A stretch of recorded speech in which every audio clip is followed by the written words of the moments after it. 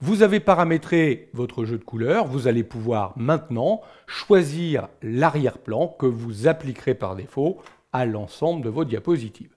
Vous rebasculez en mode générateur de thème, affichage générateur de thème. Vous faites bien attention de cliquer sur la diapositive thème, la miniature thème qui correspond à la diapositive maître pour pouvoir distribuer votre arrière-plan sur l'ensemble des dispositions et vous choisissez le bouton arrière-plan. Il est possible de choisir une couleur parmi les couleurs de notre thème. Donc dans l'onglet Uni, vous voyez qu'on retrouve les couleurs de thème du jeu de couleurs qu'on a créé précédemment. Donc si je prends par exemple ce vert et que je l'applique, j'ai appliqué le vert sur l'ensemble des dispositions des mises en page de diapositives. Seules les diapositives qui avaient un autre fond ont été, entre guillemets, épargnées par cette distribution. Nous verrons bien entendu que par défaut, on applique un arrière-plan pour toutes les diapos, mais on pourra effectivement revenir sur l'une ou l'autre des dispositions, c'est ce qu'on a fait ici, ou ce qu'on a fait ici, pour appliquer un autre arrière-plan différent de celui qui est distribué en standard par le thème. On va revenir dans arrière-plan. Si on veut enlever la couleur, on rechoisit du transparent. On va pouvoir, au lieu de mettre une couleur unie, appliquer un dégradé. Vous voyez qu'ici, j'ai les dégradés qui sont réalisés par rapport à mon thème, là encore, mais je peux aussi créer mon propre dégradé personnalisé.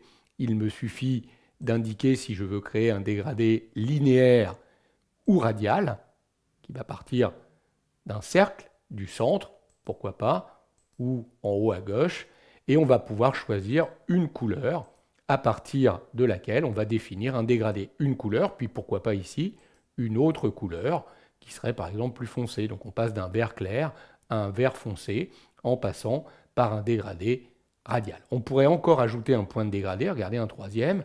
Je vais mettre cette fois-ci du marron, exprès pour vous montrer quelque chose d'assez horrible. Et là, j'ai un dégradé radial qui passe du vert clair au marron, au vert foncé. Je vais revenir dans un dégradé linéaire.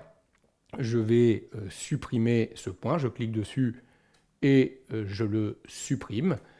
Je vais décider de faire un dégradé linéaire avec un angle de 90 degrés qui va du vert clair au vert foncé. Je dis OK, et vous voyez que mon dégradé s'est appliqué à l'ensemble des dispositions de notre masque de diapositive. Il est possible également, si je reviens dans arrière-plan, de remplacer ce fond, je vais remettre du transparent, par une image. Par contre, attention, préparez l'image avant pour qu'elle soit adaptée évidemment à cet arrière-plan. Par exemple, si je prends une image peut-être un peu trop marquée comme cette image, vous allez voir qu'on va avoir difficilement la possibilité de voir le texte sur la diapo. Donc évidemment, l'arrière-plan nous empêche de lire le message. Donc c'est complètement improductif. Alors évidemment, si vous aviez avant changé la transparence de cette image en mettant quelque chose de beaucoup plus clair, ce serait évidemment beaucoup plus acceptable. Donc n'hésitez pas à transformer, modifier l'image avant de l'intégrer en arrière-plan. Vous voyez que par exemple, si je choisis une image d'arrière-plan comme celle-ci, elle va sans doute mieux s'adapter à notre arrière-plan de diapositive. Bon, voilà comment on peut modifier l'arrière-plan à l'intérieur du thème. Vous voyez que cet arrière-plan s'applique par défaut à toutes les dispositions, toutes les mises en page de notre thème. Nous verrons plus tard qu'on pourra travailler des dispositions en particulier avec des arrière-plans différents.